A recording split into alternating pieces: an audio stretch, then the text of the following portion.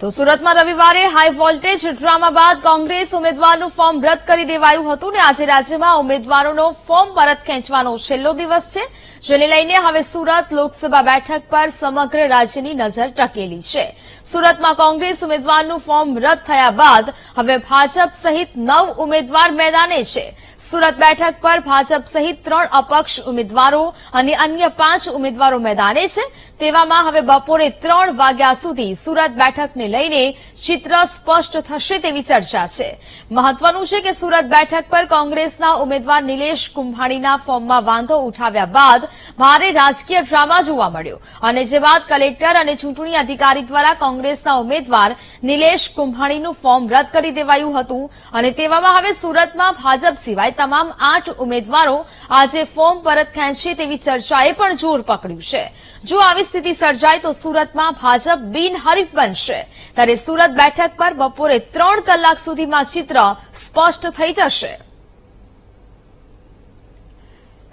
તો વધુ વિગતો સાથે શૈલેષ ત્રિવેદી લાઈવ જોડાયા છે। શૈલેષ, જે પ્રકારે સુરતમાં રવિવારે હાઈ વોલ્ટેજ ડ્રામા જે ક્રિએટ થયો, કોંગ્રેસ ઉમેદવારનું ફોર્મ છે તે રદ કરી દેવામાં આવ્યું અને હવે આજે 3 વાગ્યા સુધીમાં જે તમામ આંકડાઓ છે તે સામે આવી શકે છે।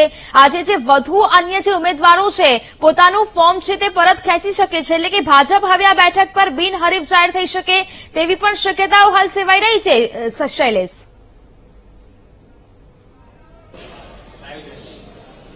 ભાજપ સુરતની લોકસભાની બેઠક ઉપર બપોરે 3 વાગે વિજય ઉત્સવ ઉજવે તેવું ચોક્કસપણે અત્યારે લાગી રહ્યું છે।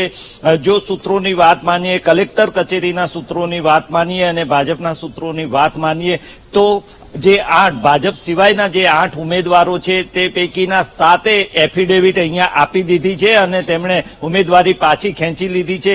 એકમાત્ર ઉમેદવાર બાકી રહ્યા છે અને એકમાત્ર ઉમેદવાર ગમે તે ઘડીએ સુરત જિલ્લા કલેક્ટર કચેરી પર આવી અને પોતાની ઉમેદવારી પાછી ખેંચવાની વાત અથવા તો જાહેરાત કરી શકે છે, એફિડેવિટ આપી શકે છે। સમગ્ર ઘટનાક્રમ ગઈકાલથી જે રીતે નાટ્યાત્મક રીતે આગળ વધ્યો હતો તેમાં આજે અને ગઈકાલ રાતે, આમ તો ગઈકાલ બપોર પછી એક જબરજસ્ત ડેવલપમેન્ટ થયું હતું। જેવું નિલેશ કુંભાણીનું ફોર્મ રદ થયું ત્યારબાદ એક ભાજપ તરફથી, ભાજપના સૂત્રો તરફથી એક વાત તરત વહેતી કરવામાં આવી હતી કે સુરત લોકસભા બેઠક આ વખતે બિનહરીફ થવા જઈ રહી છે અને એ વાત ગઈકાલે જ્યારે લોકો સાચી માનતા ન હતા, પરંતુ બીજી તરફ ભાજપના સૂત્રોએ જે વાત કરી હતી એમાં કંઈક ને કંઈક તથ્ય હોવાની વિગતો બપોર પછીથી સાંજ સુધીમાં સામે આવી હતી અને અત્યારે જો ભાજપના સૂત્રો, જિલ્લા કલેક્ટર કચેરીના સૂત્રોની વાત માનીએ તો ચોક્કસપણે આ સુરત લોકસભા બેઠક અત્યારે બિનહરીફ જાહેર થવાની એકમાત્ર ઔપચારિકતા બાકી છે।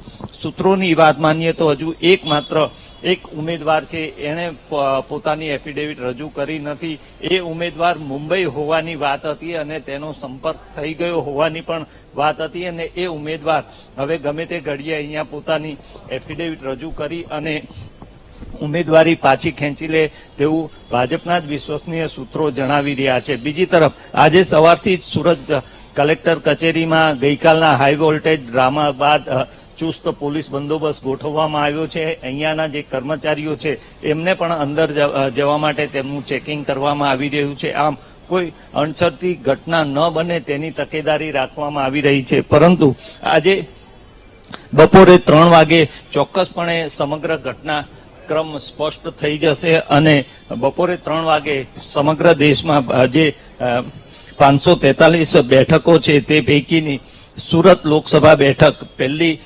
બિનહરીફ જાહેર થાય તેવી શક્યતા છે। એમ પણ કહી શકીએ કે ભાજપ આ ચૂંટણીમાં 2024ની લોકસભાની ચૂંટણીમાં ભાજપ સુરત બેઠકથી વિજયનું ખાતું ખોલાવશે એવા દ્રશ્યો, એવો ઘટનાક્રમ અત્યારે દેખાઈ રહ્યો છે। જી બિલકુલ શૈલેષ, વિગતો સાથે જોડાયા તે બદલ આપનો આભાર।